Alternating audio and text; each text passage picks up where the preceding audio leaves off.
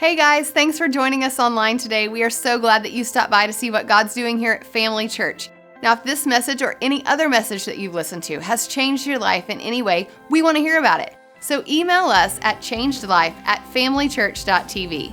Now, if you'd like to become a deeper part of what God's doing here at Family Church, you can help out by giving online. Just go to our homepage, click on the Give tab, and follow the instructions. Thanks again for joining us today. Right now, we do want to go ahead and turn the service over to our special guest. And before they come, let me just say that I have grown to love the Holders, and they are great people. And what started out, I guess, kind of as a business relationship turned into a friendship, and it's been really good. And I know that they are going to have great things to say to you this morning that will minister to you and help you in life. And so, would you welcome David and Karen Holder.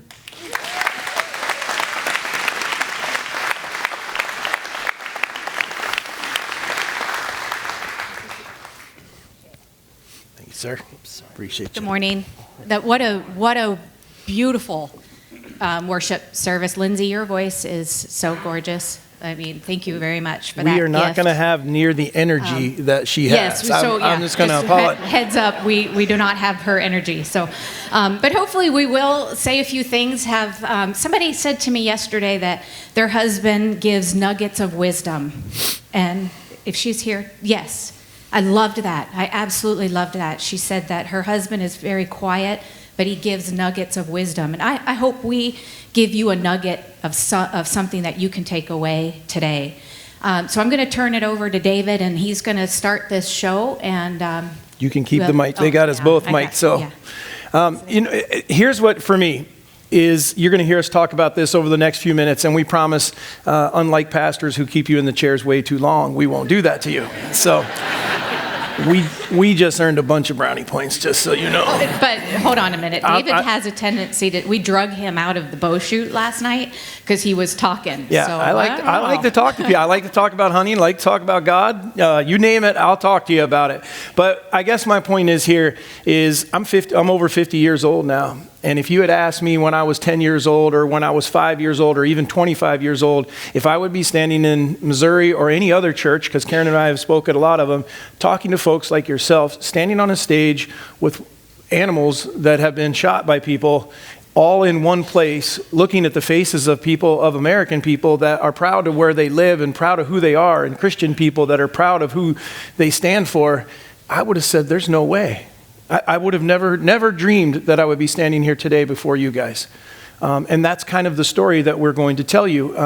My name is David, and this is my wife, Karen. I do want to introduce my son, Warren, and Alyssa, his girlfriend. Warren's walking in over on the side if you haven't met him yet. The one that's not here is our youngest son, Easton. Raised Hunting is a show. I would love to tell you it's a hunting show, and I think that a lot of people that know us from thinking that it's hunting, but it's really not. It's really a show about a family trying to raise two boys and do it in a place and in a way that we think is where we're not going to see things like what we all heard about on the news this morning.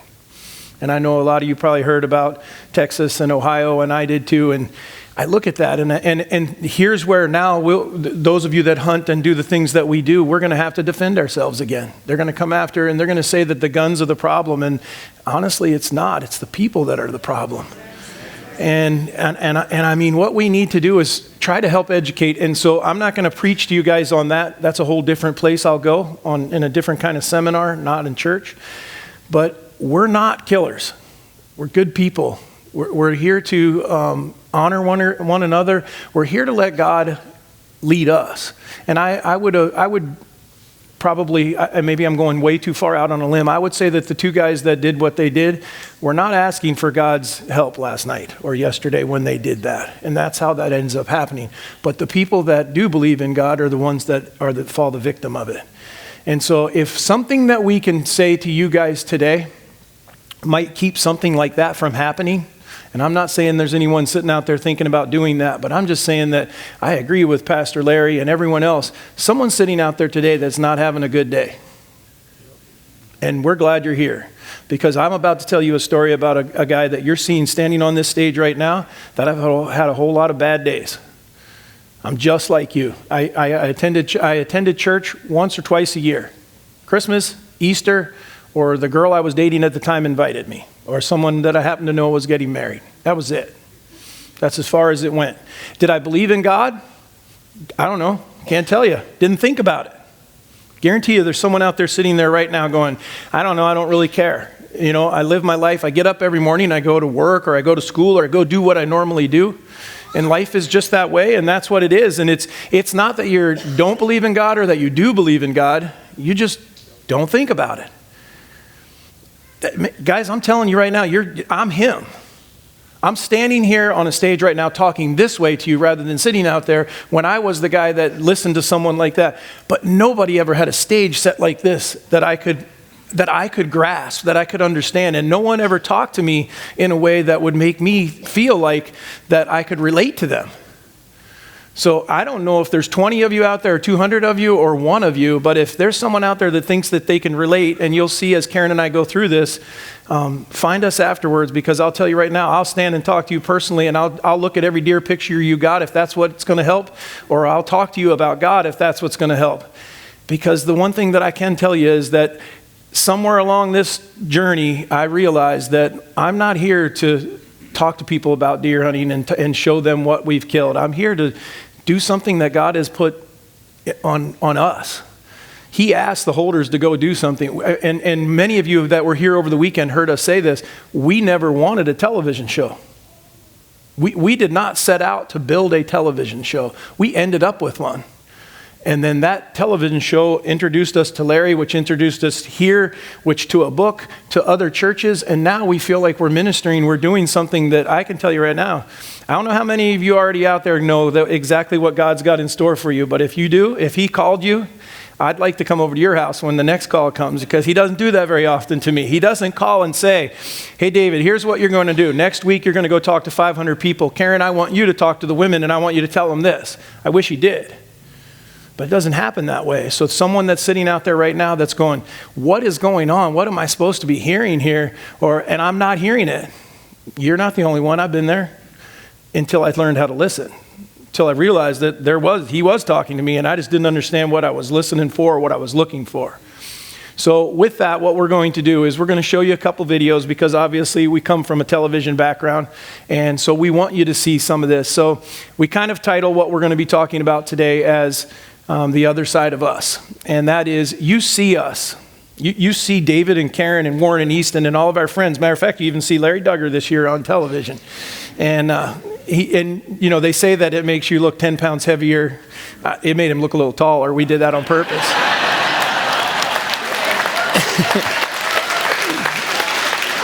So with that, we're going to play a video and show you some things, because we do want to talk about what we're able to do and how it works, and hopefully we're going to pass on a heck of a message to you. So Nick, if we can start that second video, I think he knows what I'm talking about.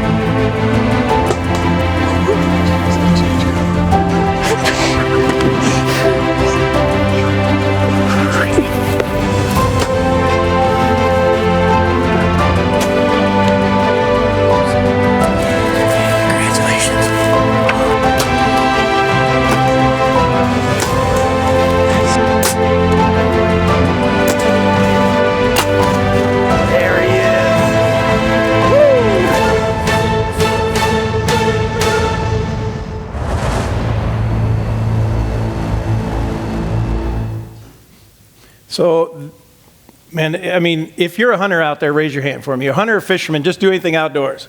Does that look like we have one heck of a life?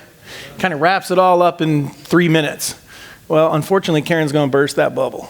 So It does, you look at that and it looks like everything falls together and everything works really well, right? I mean, we hear that a lot. We hear, man, you have such a perfect life and this works out for you and that works out for you. But we're gonna show you what it's really like. So we're gonna walk through some of this video.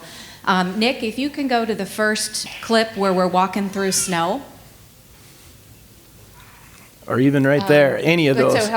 So if you go back to the very beginning, right here. Okay, so if you want to stop. Or not. Well, actually, every part of this is messed up, just so that you know. This part right here, when you saw us walking through here a minute ago, we were in Montana, and it was September, early September. The day before this snowfall, it had been 95 degrees, and there were wildfires. Okay, and so when you're elk hunting in September and you're dressed for 95-degree weather, the last thing that you expect is 12 inches of snow. And we were not prepared for it in any way, shape, or form. And when you have a television show and you're expected to produce, you can't just go home. So to us, this was like, oh my gosh, this could be a huge waste of money, the huge waste of time, no success at all on this trip. So that was something that was a hurdle that we had to get over, and we had to find ways to do it. I shared with the women the other night that I didn't have boots that were prepared for that kind of snowfall. But you had duct tape. But I had duct tape. And so you don't need boots, just duct tape. We'll get through it. Yep. And so there's all kinds of pictures out there where I took my feet and I duct taped my feet, and that was able it allowed me to hunt. And so we ended up working through that hunt and still being able to continue. Let's go a little further in the video. I think he just lets it play. You'll find there's. Okay. Oh yeah, I could tell you what's going on. And so. Yeah. So right there, that's a beautiful shot. This is the one I'm talking about where we were caught in the snow, but you can keep going. Yep. David, the reason, if you would stop here, David was, and you can keep it on that too. Yep. So where you're watching, what was David doing with that wind checker? Checking the wind, okay? Well, did anyone see anything wrong with that? It's going straight up, right? That's the last thing a hunter wants to see. Okay, we want to know which way the wind is going. No wind is almost worse than some wind. And so although that created a beautiful shot and is entertaining, it wasn't what we were looking for the purpose of what we were doing. Here, Warren we're in Montana, and normally we're not having to re-sight our bow in and practice the way he had to practice that day, but his sight had gotten knocked off in travel somewhere, and so he's going through a whole series of having to reset his bow back in. But it made a very nice piece to hit the highlight reel. But you got to keep going, Nick, because there's one she's not going to stop on, and I'm going to stop it on there. I'll tell you when. And that was that right there. Okay. Now you want to tell them what's going on there? So I was lost at this particular moment. She didn't even see the camera guy that she walked by. Thank goodness the cameramen found me, because I was wandering around Montana looking for whatever. So anyway, but how many of you have been lost? I see a lot of hands out there. And so I think that's what the point is we're trying to make, is so many times we wear masks, or so many times we judge a book by its cover, and it's not what it seems.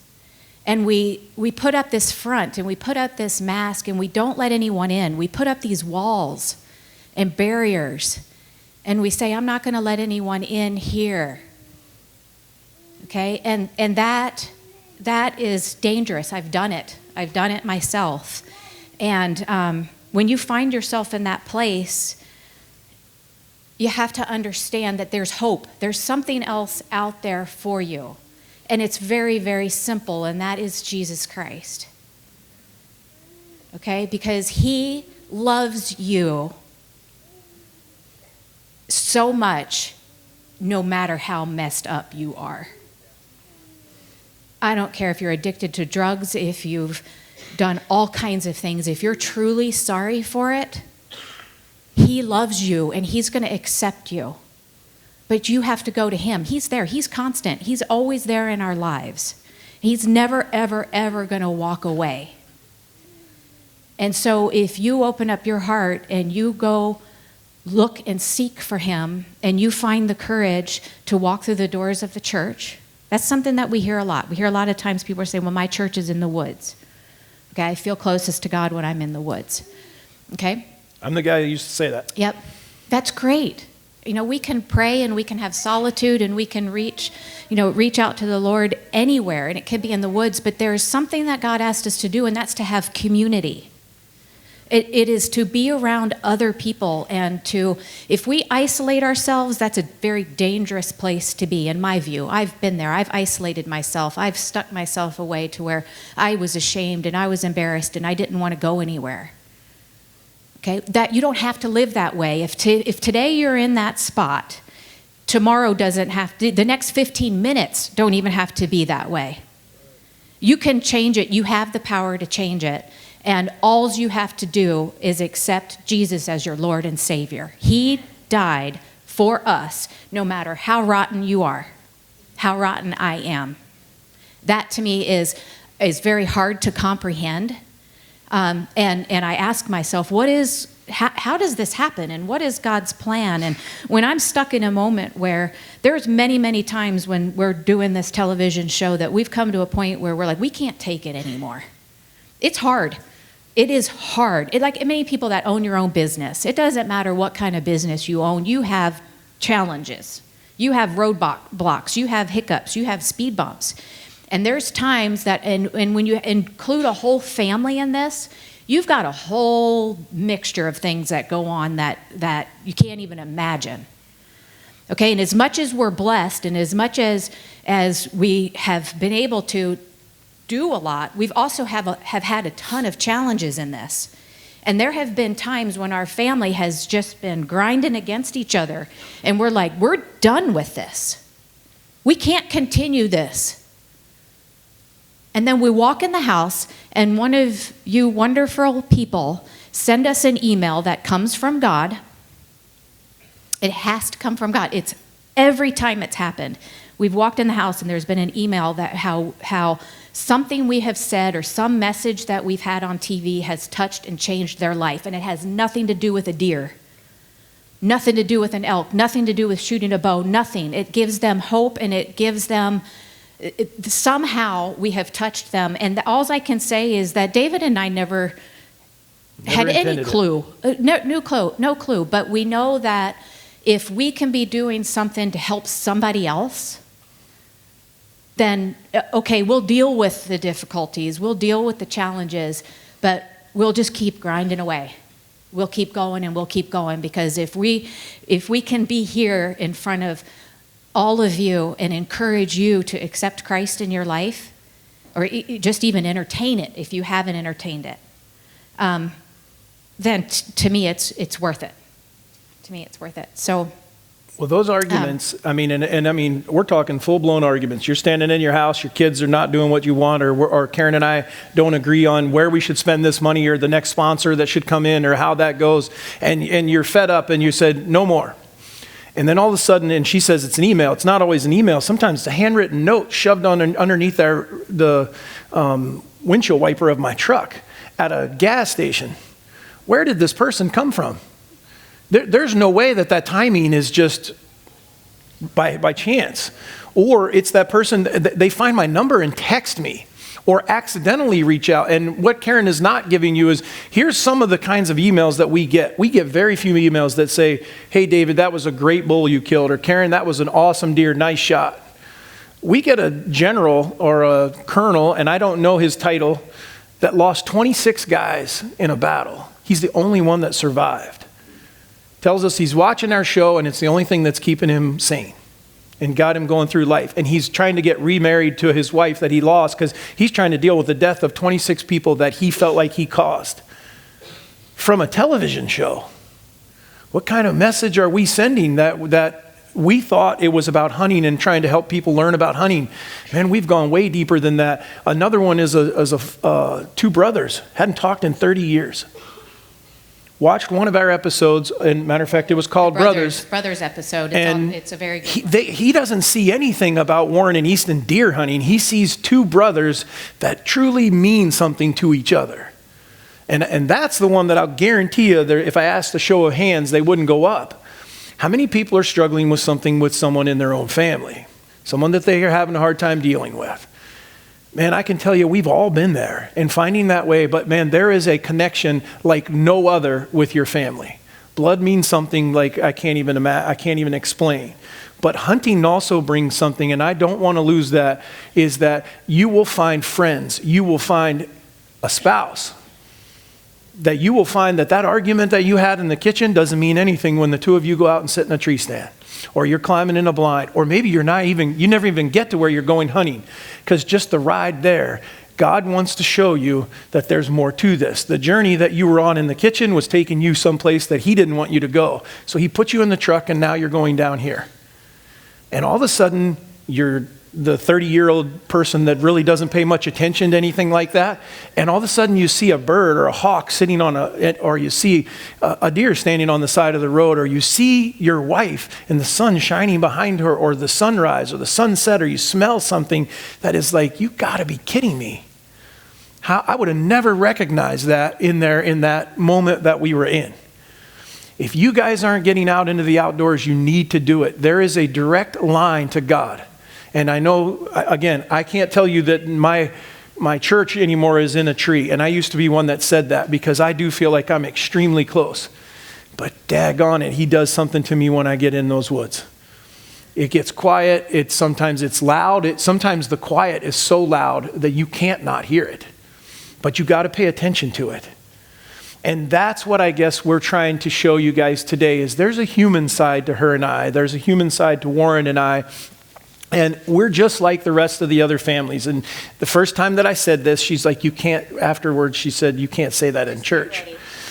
And I said, I think it's what people understand. And I used to, so to try to mellow it down, I was like, I'm just like everyone else, right? I put on my pants. I mean, I wear the pants in my family, no doubt. She just tells me which ones to put on. So that's how that works. But Pastor Larry's been to our house, and we don't live in town, although even if I did, then I would just have to apologize to my neighbors, because I still pee off the porch. I get up in the morning and I go outside. Now, I don't pee in the same spot because you'll kill the grass. You have to move around. But that's who we are, guys. We laugh, we joke, we have fun, we have pain, we have hurt. We don't understand everything that we read in the Bible. We call Larry and ask him. We call our pastor. We go somewhere else. There's someone else. There's someone sitting right beside you that you can have a conversation with, and they will help you. If we did understand everything, what would there to be look forward to? You know, I mean, it's and the other thing too, in regards to when you're with yourself in a tree, it's wonderful solitude, and you're enjoying nature, and there's all kinds of prayer and fulfillment there. However, a lot of times I think that we don't come to the community like this because we're uncomfortable. We're uncomfortable with maybe sitting beside somebody and singing, and we don't sing too well, or we don't understand exactly where are they looking in the Bible, or what are they doing. It's okay. That's how we grow, is to get out of our comfort zone. And we teach that a lot with hunting, is if you get out of your comfort zone and you try something new, then you're going to grow as a person. You're going to make mistakes, and it's okay to make mistakes. So here's one that sometimes we don't have a pastor show up for our camps. Those of you that aren't familiar with our camps, we hold camps throughout the summer called Raised at Full Draw. We bring 50 kids in, and we teach them all about archery, and they actually get their bow hunter education certification. And on Sunday because it's our camp, meaning it's a 501c3 that we own, then we can do this. And that is, I tell them right up front, if your son or daughter that's going to attend camp does not want to say the Pledge of Allegiance and raise the flag every day, don't send them. If they don't want to say grace every time that we sit down to have a meal, don't send them. We're going to have church on Sunday. And so we're going to spend 25 minutes of their time coming to that church. If they don't want to attend, don't send them. We're not going to apologize for being a Christian, being an American, or being a hunter.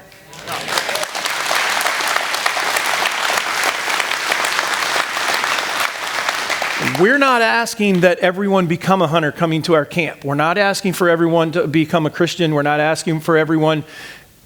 They live in America, so I guess I sort of am just assuming. If I ever saw somebody throw down the flag after winning something, especially someone like a soccer player who represents our country, I'm sorry, but I got an issue with that. If you want to do something like that, then I would assume you might want to live in that country that you just threw that flag down in.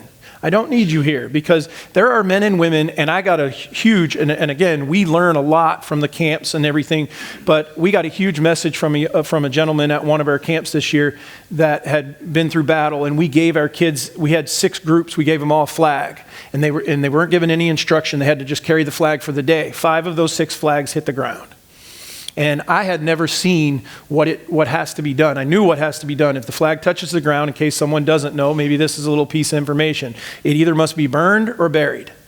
And if you ever see the actual burning of a flag, it's pretty remarkable. I mean, and I don't mean that in a good way. But to watch somebody cut all the stripes, all the stars out in a certain way and then burn that, and these kids got to see that, and it was a huge, profound effect. I don't believe that lady that played soccer for the United States Olympic team could have thrown a flag down had she watched what happened that day. If she understood what the flag meant. And this gentleman was explaining exactly how many of his friends that he watched perish just to defend that flag. And that's what I feel like is going on with Christianity. We're going through the same battle. And that's why I tell people, do not apologize. But you also got to remember, we're not going to get everyone to just automatically come to us. All we can do is keep educating them. That's what I keep saying, that hunting, what I have found is hunting and Christianity for me really do kind of walk down this path. And that is, I would tell people that come to camp, we're not going to turn every kid into a hunter. But if we can make them understand and help them understand who we are and see that we're not killers, then maybe one day they're going to go to a booth when they can vote and things like that. And they vote, okay, I'm not going to vote against this gun law because I know that that's not true. And we get there. I find that Christianity is the same way. If I can talk to someone and relate to them, all of a sudden they see that we're not out there trying to pull them in and it's not a cult. It's not something that just happens really quickly. It is who we are. And I hear when they're singing about getting into your heart, I think it goes even deeper than that. My heart is a muscle and it's one thing, but my soul is my entire body. And when Christ gets into your soul, it will change who you are. But if you never let him get there, if you don't ever give him that chance, then you're not going to see it or feel it. Because you're not going to see it, you're going to feel it. So that's where we're trying to explain to these people that we know the battle is not face to face. It's not like, hey, Karen, I need you to do this and I need you to come with me and it will all be better. It's that I need you to believe in me for a long period of time. And eventually, I never even noticed that she's coming with me. She's just there beside me all the time. You guys have no idea. We ask the kids at these camps, and that's where you're going to hear a lot of my stuff comes from the camp stuff. And that is, we ask these kids about leadership. Who are the leaders? Larry Duggar, obviously, is a leader. There's several people here. Kevin would be another one that I know, and a bunch of them that came out here. Maybe you look at Karen and I as leaders. What I want the kids or the younger people out there that are sitting out there right now to understand is, if you talk to one person today, and they hear what you have to say, and they believe in what you say, you are a leader. One kid says one thing to another kid, and they go, well, I heard Billy just told me that, if we all do a good job here, we get to go to recess early, or we get to go to work a little bit later, or something like that. You just took on a leadership role to help get someone somewhere. We're doing it every day, guys. We just have to recognize who and how we're doing it. So every time you think that it's just walking away or walking by, you might make a difference going through Walmart today in the line by simply being nice to somebody, by saying something to someone, and they're going to remember that. And that's what we're hoping that happens here today, is that one little nugget that Karen's talking about comes through, and it's something that you'll hold on to. But we have another piece of video, and I want to make sure we get to this because this one's way too good. So the next piece of video, all right, and again, we told you it's going to be a lot of hunting stuff. We got to set this up, though. Karen and I are in a tree. We're getting along really good that day, right? Because we're sitting on opposite sides of the tree. I can't see her, she can't see me. So we're sitting in this tree. No, we're in a location that we know is really good. And those of you that are hunters are going to know when I describe this. Those of you that aren't, I think I can describe it well enough, you'll get it. And that is, we're sitting in this tree, and the property line is about 20 yards behind us. And we have seen a number of bucks go down the wrong side of the property line. No, she's the shooter, I'm filming, so she can't shoot at them. And I mean like 6 or 7, and they're going to this one spot, and they're making a scrape. And I'm like, man, we need to figure out how to get these deer to come over here. So I tell Karen, I'm like, the next deer that goes down there, we need to be ready and make some type of a grunt sound or something. She says, okay, I got you.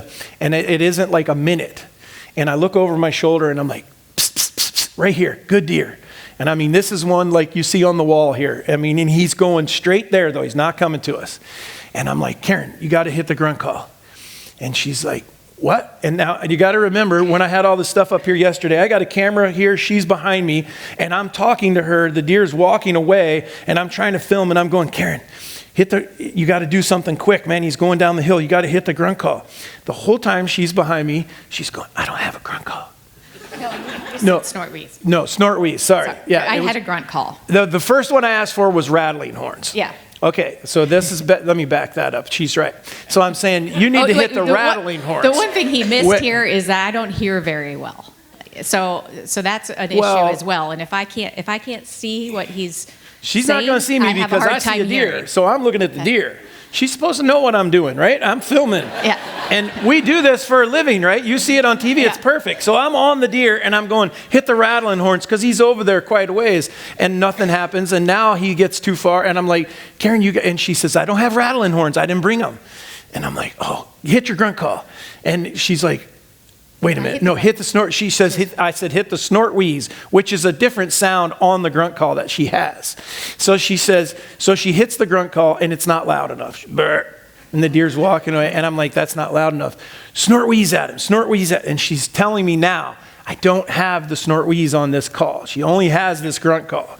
And I'm not hearing her, and I'm extremely excited, more so even than I am right now, because it's a big deer, and I'm going, would you just hit the grunt call?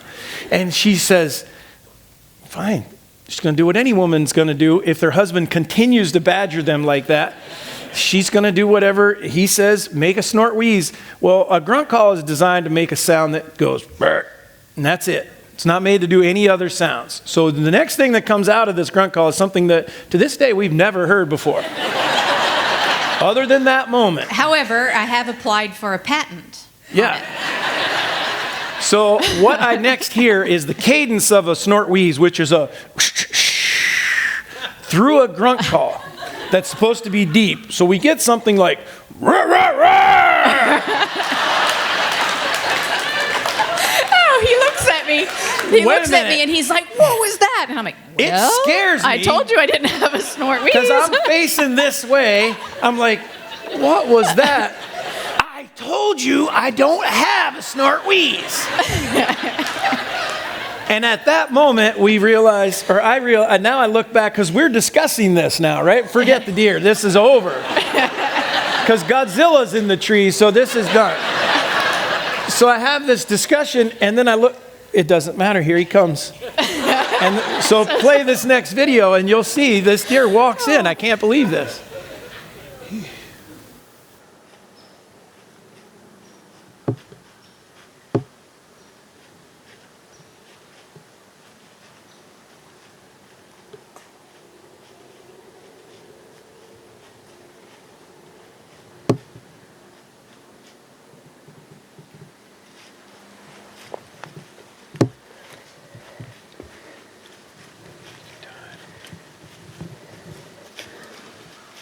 Bet.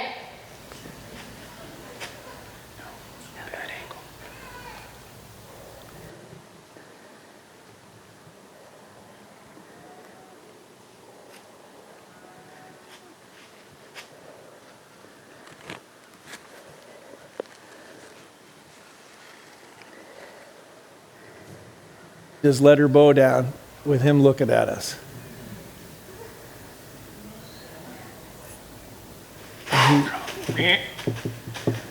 Game over. And so that's one you never saw on television because it didn't happen the way it was supposed to. But our point is, it went from serious to funny to serious back to now all we can do is laugh about it. You know, I mean, it is. It's to this day, I think that she could patent that call because I have no idea why that deer came in like that. He wasn't supposed to do that. It's just, I have no idea what's over there, so I'm going to go check it out. That's what he was thinking. So, but anyway, I mean, for that, I mean, that whole scenario to us was an opportunity, a missed opportunity, but it was a huge learning lesson. And it was, I mean, it's given us something to laugh about for years and years, and learn even more. But one of the biggest things that I learned out of that was, again, just you don't have to. I used to be the person that when I got to full draw, I was shooting. I had no safety. Okay, that deer was not at a good spot. I stopped him too early, and he turned facing me, and so he was not presenting a lethal shot for me. And so letting the bow down and just saying, okay, this needs to be a missed opportunity, was perfectly fine. And it was the right decision. I mean, so again, it went through all these different things, and the reason we like to use this one is because we want you guys to see that there is humanity in television. But the one thing that, as we were putting this together the first time, this whole pieces of, is the one thing that came out of it for Karen and I that we realized is we can edit television. We can't edit our lives. Remember that the next time that you're going to make a decision, because you're going to make hundreds of decisions just today. And you're going to make big decisions and sometimes little decisions, but you don't get a chance a lot of times to go back and change those decisions. There's a situation. We can go in and edit something and only show you a piece of it, but we don't get to edit our real lives. We have to live with that. And we could live with that and be angry at each other, or we could live with that and say, it is what it is, and move on. And so much of it, I think, that we dwell on a lot of times, both with spouses, with kids, with everyone. So the last piece that we want to show you, we'll get to the video in a second, but the last thing is something that Karen hasn't heard me. I've never mentioned this. I've never done it in this talk that we've done, but I did it with the kids. And that is, I found a very good metaphor. And that was Warren, actually, and Dakin and Nate, our two camera guys. We just recently had a professional archer come to us, and we did some video with this guy. And as he was going through the whole process, and they're telling me how much they learned from this guy and what a great shooter he was. And I saw this guy. I saw him shoot a 3D wolf target at 44 yards out of a tree stand right between the eyes. And we asked him to shoot it right between the eyes. So I didn't like he accidentally hit it there. This guy was unreal. Anyhow, long story short is I started to realize, and I'm going to do it as quickly as I can. I do the whole thing for the kids at camp. That's my Sunday sermon for these kids. And that is, if we think about taking that perfect shot, we start with form. We got to have our form right? We got to walk up to the line, or we got to be in our tree stand. Everything's got to be right. It's no different. We have to be prepared, and we have to find the place that we need to go. So we need to find Jesus. We need to find that church and that place. The next thing that we have to do when it comes to hunting is we got to put ourselves in that place and in that situation. Okay, so for church, for Christianity, it's a church. Brings us here, brings us to the right place. For a hunter, it brings us into the woods or to the line on a 3D shoot or whatever. But then you have to get to full draw. And there's a lot of things that take, so when we talk about form and then we're going to come to full draw, that's actually doing it. That's actually going to church every Sunday, isn't it? It's actually doing what you said you're going to do. And then the other part of it, that you're not going to get very good at it if you don't practice. So you got to repeat that. And do we do it every Sunday? No, we should be doing it every day. And so as we start, and I tell people that all the time, I don't shoot my bow enough. I don't pray enough. I'll be the first one to admit to you that I get caught up in what I got going on today and the next thing and then this thing. And next thing I know, I'm going, Lord, I'm sorry. You know, but my point is, 25 years ago, I would have never got to that point. I'd have just gone on to the next day. And all of a sudden you start to find that it keeps going. Because then the next thing is, I tell these kids that after you learn how to do it well yourself, meaning you are able to come to full draw, you're able to execute, you're going to squeeze that trigger, and you're now going to send an arrow down range. You do the same thing every time that you tell someone or you talk to someone about being a Christian. You've let that arrow fly, okay? You know what's going on. You know where it's going. You send it in the right direction because you are having an effect on that person directly because you chose to. So if we start to think of that like that, and like I said, that's just me. That's just my thing. Maybe yours is football, baseball. Maybe it's cheerleading. Maybe it's piano. I don't know. But for me, it's more about hunting. And that's where I've always been able to take these analogies and make them make sense. So that's a quick abbreviated version of it. But if you think about that, think about when someone stands at the line, and Karen actually has different psalms that she has written on her bow that she looks at. I don't write things on my bow because I am the guy that's focused. When I'm hunting, I am that determined. But I can also tell you this, that a few years ago, and it wasn't that long ago for me, so if there's someone here out there today in church and you're going, yeah, I don't know how I ended up here today, maybe this guy's making a little bit of sense, but the one thing is either I'm only 20 or I'm 50 or I'm 75. I'm telling you guys, I didn't find where I was supposed to be going until only a few years ago in my book. It wasn't that long ago. So you can turn that around at any time. It don't matter when you do it. But the last piece of video that we are going to show you is a good one. And the reason I love this is because it is the other side of us. And the gentleman that put this together does not work for us anymore. And it kind of saddens me because he was a good dude. And I thought he did an outstanding job. We'd only known him for 2 years or so. He did an outstanding job of truly understanding who Karen and I were, because the only direction that we gave him was find those clips that would represent to someone the backside of what's going on. So, and I think he did an excellent job, but you guys can tell us what you think.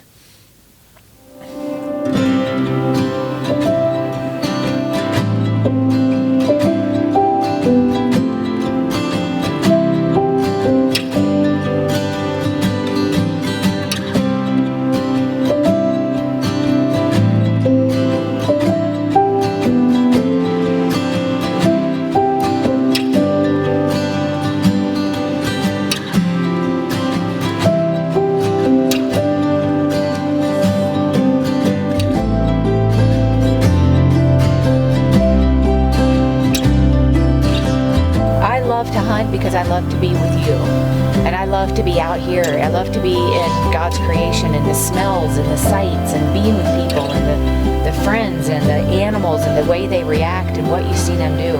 There's no way I could quit. There's no way I could give this up. And this is who we are, and this is our lifestyle. Man, how lucky am I, that you do want to come and that you do go with me and that you live for this.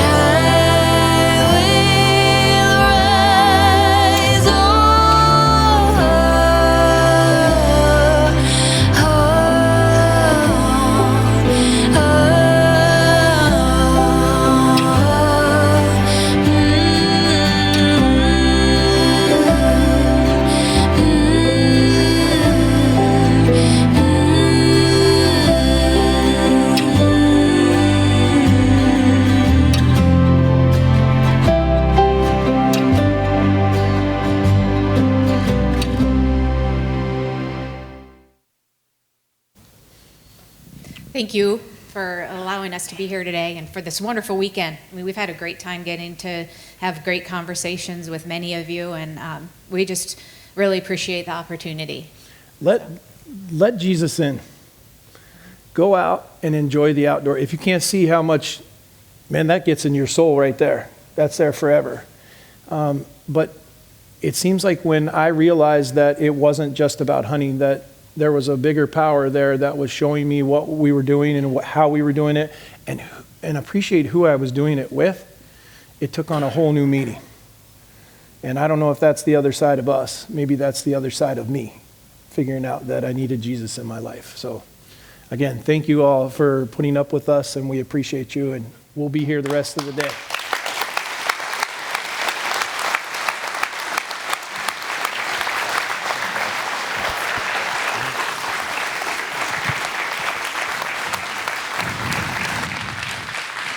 Yeah, awesome job, guys.